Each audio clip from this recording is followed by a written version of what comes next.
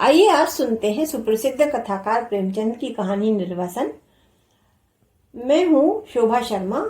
कहानी हमेशा जीवन का अंग रही है और कहानी या पढ़ते या सुनते समय हम कहीं न कहीं उसके किरदारों में खो जाते हैं। तो शुरू करते हैं निर्वासन।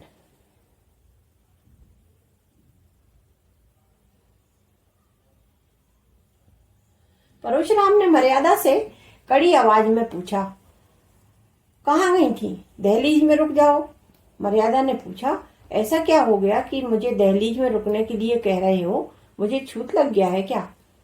परशुराम ने कहा, तुम्हें घर के अंदर आने से पहले यह बताना होगा कि इतने दिनों से कहाँ और किसके साथ थी, अब यहाँ कैसे और किसके साथ आई हो? परशुराम ने पूछा। मर्यादा बोली, इन बातों को पूछने का बाद में भी समय मिलेगा। परशुराम कहने लगे, नहीं, तुम्हें अभी जवाब देना होगा। हम दोनों साथ में ही नदी से बाहर निकले थे। तुम मेरे पीछे चल रही थी, लेकिन अचानक कहाँ चली गई? दुखी आवाज में मर्यादा बोली, आपने देखा नहीं था वहां अचानक नागापंथ के साधुओं का हुजूम आ गया था। सारे लोग इधर उधर दौड़ रहे थे। तभी मुझे धक्का लगा और मैं न जाने किस दिशा में चली गई। जैसे ही थोड़ी भीड़ कम हुई, मैंने आपको खूब पुकारा। अच्छा, तब क्या हुआ? परशुराम ने कड़े स्वरों में पूछा। आप कहीं भी नहीं दिखे तो मैं रोने लग गई। संध्या तक रोती हुई वहीं बैठी रही। फिर एक लड़के ने आकर मुझसे पूछा कि तुम खो गई हो। मैंने जैसे ही हाँ कहा तो उसने मुझसे घर का पता पूछा और पति का नाम। एक डायरी में दोनों लिख लिए। फिर मुझे कहा कि तुम्हें घर तक हम पहुंचा देंगे, बस तुम अभी मेरे साथ चलो। मेरे पास कोई रास्ता भी नहीं था तो मैं उसके साथ चल दी। परशुराम ने एकदम पूछा, वो तुम्हें कहाँ ले गया था और वो कौन था? मर्यादा बोली, वो एक समिति का सेवक था। वो जो मुझे कार्यालय लेकर गया था, वहां उनका अध्यक्ष और कई सारे स्वयं सेवक थे। उन्होंने मेरा पता एक रजिस्टर में लिखा और एक घर में भेज दिया जहाँ खोई हुई अनेक सारी महिलाएं थीं। परशुराम ने सवाल किया, तुमने उस अध्यक्ष से तभी क्यों नहीं कहा कि मुझे घर भेज दीजिए? मर्यादा ने कहा, मैंने कई बार उनसे मुझे अपने घर तुरंत पहुंचाने के लिए कहा, लेकिन वो बार बार यही कहते थे कि मेला खत्म होने के बाद वो सारी महिलाओं को एक साथ ही घर भेजने की व्यवस्था करेंगे। इसकी वजह पैसे और लोगों की कमी थी। मैंने तो उन्हें यह भी कहा था कि मेरे गहने ले लीजिए मगर घर पहुंचा दीजिए। इन गहनों के अलावा भी मैं और ज्यादा पैसे दे सकती हूँ, बस मुझे मेरे पति तक के पास पहुंचा दीजिए। लेकिन उन्होंने मेरी एक न सुनी और मुझे भी अन्य स्त्रियों के बारे में जब पता चला तो थोड़ा राहत मिल गई थी। परशुराम बोले, ठीक है, तुमने मुझे तार क्यों नहीं लिखवाया? मर्यादा ने बताया कि मैं पूरी रात उन महिलाओं के साथ उसी कमरे में थी। अगले दिन मैंने सोचा कि जब ये लोग मुझे घर भेज ही देंगे तो तार की क्या जरूरत। फिर परशुराम पूछने लगे, रात भर सारी महिलाएं एक ही कमरे में थी तो कमरे में युवक भी तो आते जाते रहे होंगे। मर्यादा ने जवाब दिया, नहीं नहीं, केवल एक बार कोई युवक खाने के लिए पूछने आया था। जब सबने भोजन करने से मना कर दिया तो वो लौट गया। उसके बाद एक महिला के पेट में दर्द उठा था तो अध्यक्ष साहब 2-3 बार दवा पिलाने कमरे में आए थे। झट से परशुराम ने व्यंग भरी आवाज में कहा, देखो अब निकली ना असली बात। मैं इन लोगों को खूब अच्छे से जानता हूँ।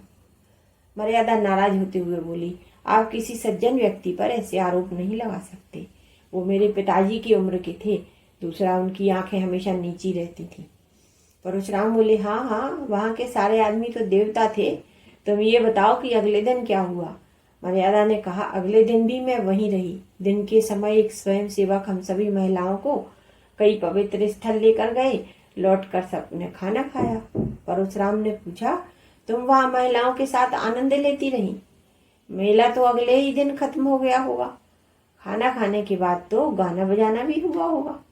मर्यादा ने बताया, नहीं, गाना बजाना तो नहीं हुआ था, लेकिन सारी महिलाएं अपने दुख के बारे में बात करती रहीं। शाम को मेला उठा तो उसके बाद 2 सेवक सारी महिलाओं को स्टेशन लेकर गए। परशुराम बोले, लेकिन तुम तो यहाँ 7वें दिन आई हो और वो भी अकेली। मर्यादा बोली, हाँ, स्टेशन में कुछ दुर्घटना घट गई थी जिस वजह से देरी हो गई। परशुराम ने फिर पूछा, क्या हुआ था? मर्यादा ने बताया कि जैसे ही वो सेवक टिकट लेने गया तो एक आदमी ने कहा कि कि गोपीनाथ धर्मशाला में एक इंसान ठहरा हुआ है जिसकी पत्नी खो गई है। उसने जैसा हुलिया बताया वो मुझसे मिलता था। उस आदमी ने मुझे देखकर कहा कि आप उनकी पत्नी जैसी लग रही हैं। मैंने उससे पूछा कि क्या तुम बाबूजी को पहचानते हो? उसने जवाब दिया, मैं उनको नहीं जानता, तो आपको क्यों खोजता? आपका बच्चा काफी रो रहा है। तब सारी औरतों ने कहा कि चली जाओ, तुम्हारे पति परेशान हो रहे होंगे। उन स्वयं सेवकों ने उस व्यक्ति से 2-3 बातें पूछकर मुझे उसके साथ भेज दिया। दिल खुश था कि अब अपने परिवार से मिलूंगी, लेकिन मेरा भाग्य ऐसा कि मैं किसी गलत इंसान के हाथ पड़ गई। परशुराम ने हैरान होकर पूछा, आखिर कौन था वो जिसके साथ तुम चली गई थी और क्यों चली गई थी? मर्यादा ने कहा, मुझे लगा कि वो कोई दलाल ही रहा होगा। परशुराम ने सवाल किया कि तुमको इतना होश नहीं हुआ कि उसे कह दूं कि बाबूजी को यहीं भेज दो? मर्यादा ने तुरंत जवाब दिया, मेरी बुद्धि ही काम नहीं कर रही थी। अब तुम फिजूल की बातें मत करो, यह बताओ कि वो आदमी तुम्हें कहाँ ले गया? परशुराम बोले। मर्यादा ने कहा, मुझे लज्जा आती है, क्या बताऊं आपको? परशुराम ने फिर पूछा, तुम्हें तो यहाँ आने पर और भी लज्जा आनी चाहिए। मर्यादा बोली, देखिए मुझे किसी ने छुआ तक नहीं है, भगवान की कसम खाकर कहती हूँ। परशुराम ने पूछा कि क्या तुम उसका चेहरा कैसा था बता सकती हो? मर्यादा ने बताया, वो छोटे कद का गहरे रंग का आदमी था, लंबा सा कुर्ता पहना हुआ था और गले में ताबीज भी थी। परशुराम ने कहा, रे वो तो धर्मशाला में झाड़ू देने वाला था। मैंने उसको तुम्हारे खोने की जानकारी दी थी, उसने इस बात का इस तरह से फायदा उठाया। मर्यादा बोली, नहीं वो तो चुकुल जैसा लग रहा था। परशुराम कहने लगे, नहीं नहीं, वो झाड़ू देने वाला ही था, वो तुमको अपने घर लेकर गया था। मर्यादा ने बताया कि उसने पहले मुझे एक तांगे में बैठने को कहा, फिर एक तंग गली से किसी मकान में ले गया।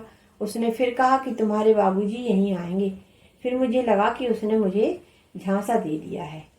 कुछ देर बाद एक बुढ़िया आई और मुझे लालच देने लगी। पूरी रात में सोती रही, पूरी रात में रोती रही। अगले दिन बुढ़िया ने कहा कि तुम रोकर मर भी जाओगी तो भी तुम्हारी मदद के लिए अब यहाँ कोई नहीं आएगा। उस झाड़ू लगाने वाले ने और बुढ़िया ने कहा कि तुम्हारा एक घर तो छूट ही गया है, अब हमारी बात मान लो तो तुम सोने से लद जाओगी। तभी मैंने स्वयं को खत्म करने का निर्णय ले लिया। परशुराम ने मर्यादा को रोकते हुए कहा, ठीक है, मैंने मान लिया कि तुमने अपने सतीत्व को खत्म करने नहीं दिया, लेकिन मैं तुम्हें अपना नहीं सकता हूँ। मर्यादा ने कहा, स्वामी ऐसा मत कहिए, मैं आपकी वही पहले वाली स्त्री हूँ, मुझे किसी ने छुआ भी नहीं है। आपका ऐसा करना मेरे साथ अन्याय हुआ। परशुराम ने कहा, अन्याय नहीं बल्कि भगवान का खेल है। मैं 6 दिनों से यही सोच रहा हूँ। मुझे समाज की चिंता नहीं है, लेकिन तुम पर किसी दूसरे की नजर पड़ी, अब मैं तुम्हें कैसे अपनी पत्नी भाव से देखूंगा। मर्यादा बोलने लगी कि आपको मेरी स्थिति पर बिल्कुल दया भी नहीं आती। परशुराम ने कहा, घृणा के स्थान पर दया बिल्कुल भी नहीं आ सकती। मैं जीवन भर के लिए तुम्हारा खर्च उठा सकता हूँ, लेकिन मैं तुम्हें अपने साथ नहीं रख सकता। किसी गैर पुरुष के साथ एक क्षण रहने से भी तुम्हारा पतिव्रत पूरी तरह से नष्ट हो गया है। मर्यादा ने कहा, तुम्हारी यही इच्छा है कि मैं यहाँ से हमेशा के लिए चली जाऊं? परशुराम ने कहा, हाँ, मेरी अंतिम इच्छा यही है। मर्यादा बोली, ठीक है फिर, लेकिन क्या तुम मुझे वासुदेव को अपने संग ले जाने दोगे? परशुराम बोल पड़े, बिल्कुल नहीं, वो मेरा बेटा है। मर्यादा ने पूछा, क्या मैं उसे आखिरी बार देख सकती हूँ, अपने बेटे को प्यार कर सकती हूँ?